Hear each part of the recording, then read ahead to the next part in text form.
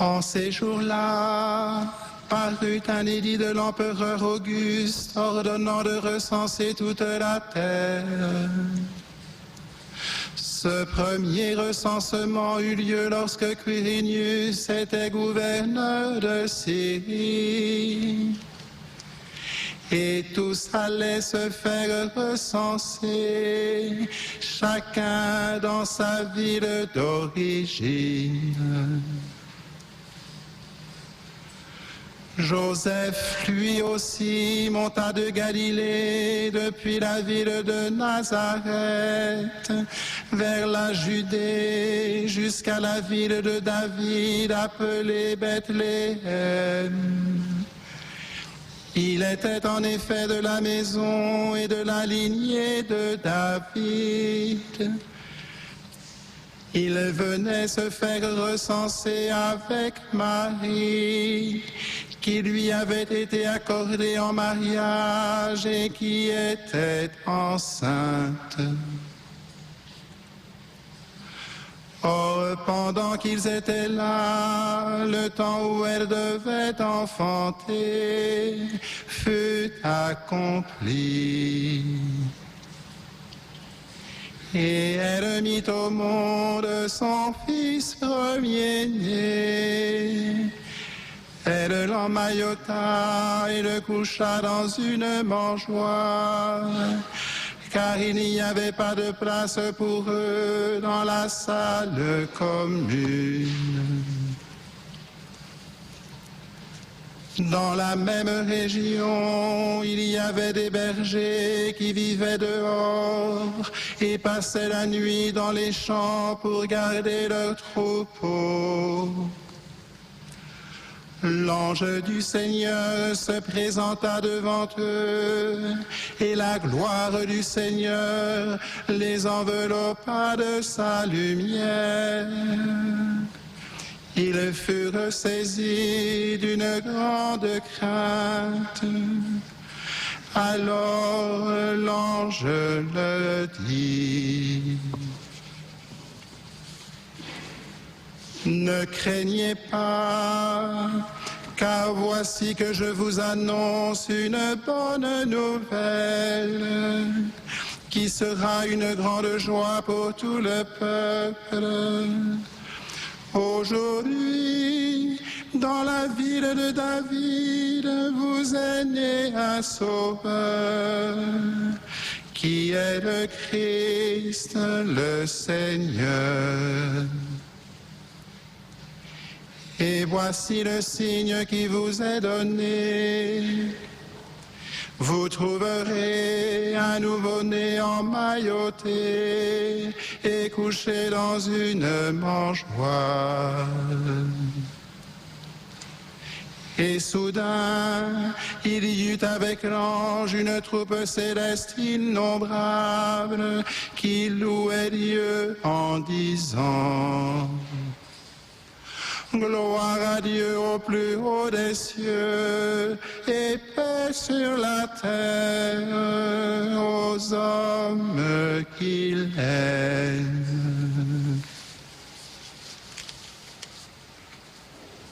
Acclamons la parole de Dieu.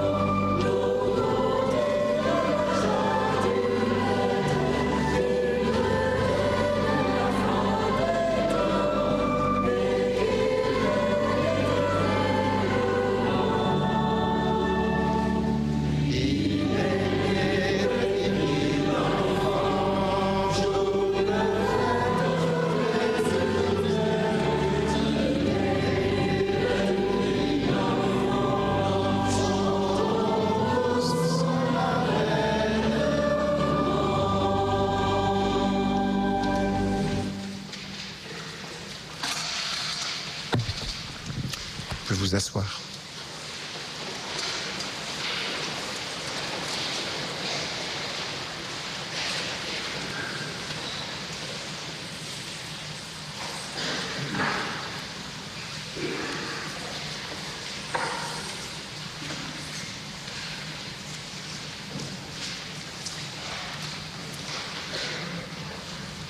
Pendant le temps de l'Avent,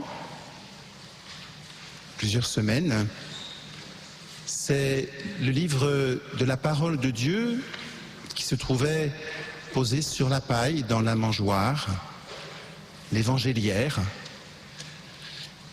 Et en ce jour, en cette nuit d'abord de Noël, où le Verbe s'est fait chair, le livre de la parole de Dieu a été remplacé par cette effigie de Jésus, petit bébé, façon tout à fait symbolique de représenter ce mystère, le Verbe, la parole de Dieu qui s'est fait chair.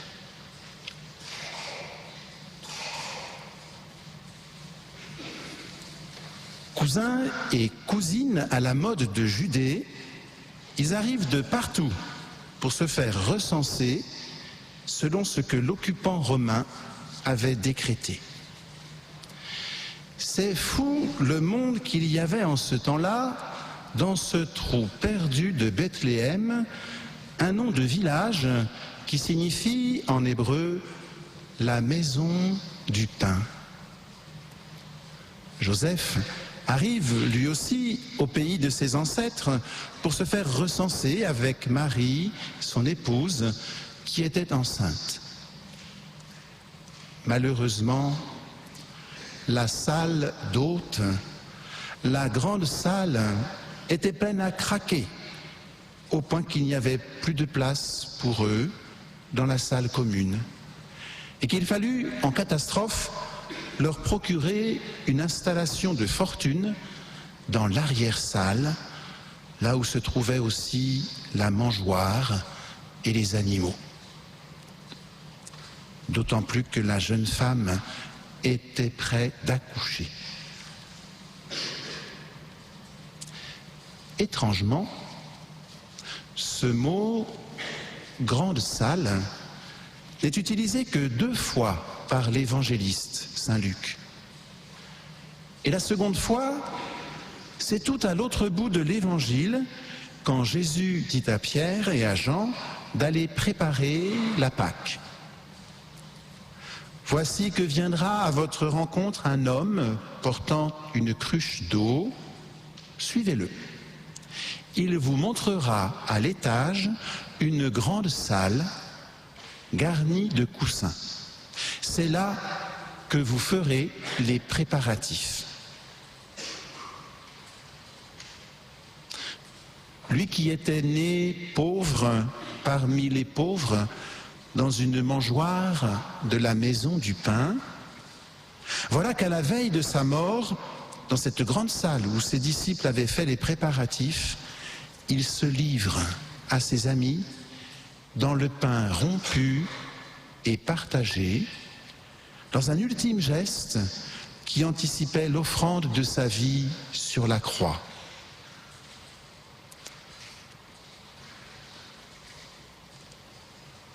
En déposant son enfant dans une mangeoire, mesure-t-elle, Marie, ce rapport mystérieux entre la naissance insolite de son tout-petit dans une étable de Bethléem et le pain de vie qu'il deviendra pour l'humanité? Mesure-t-elle que son geste de boulangère annonce un autre pain, un autre repas? Mesure-t-elle qu'en recouvrant son tout-petit pour qu'il dorme, comme le boulanger recouvre la pâte pour qu'elle lève, elle anticipe cet autre geste qu'elle posera 33 ans plus tard, lorsqu'elle enveloppera ce même fils d'un linceul, le déposera au tombeau pour qu'il dorme avant de se lever. Frères et sœurs, cette nuit, c'est aussi pour cela que j'ai voulu déposer l'enfant Jésus au pied de l'autel.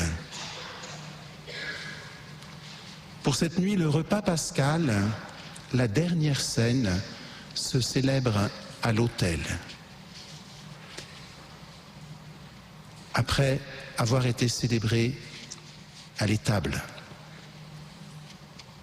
Tous ils accourent à la boulangerie pour manger le pain de la maison de Dieu. En commençant par les bergers, qui n'en sont pas encore revenus d'avoir eu les premières places. Sans oublier les mages, qui se sont mis en route déjà, guidés par l'étoile. On les attend. Il y a aussi les anges qui voudraient peut-être bien goûter de ce pain de Noël. Et puis il y a tous ceux-là qui depuis 20 siècles suivent l'indication de l'homme à la cruche et du Seigneur qui nous a demandé de rompre le pain en mémoire de lui jusqu'à la fin des temps. Beaucoup parmi nous sont encore de ceux-là aujourd'hui.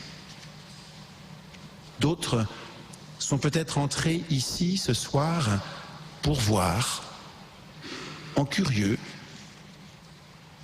de ce Dieu qui se partage comme le pain.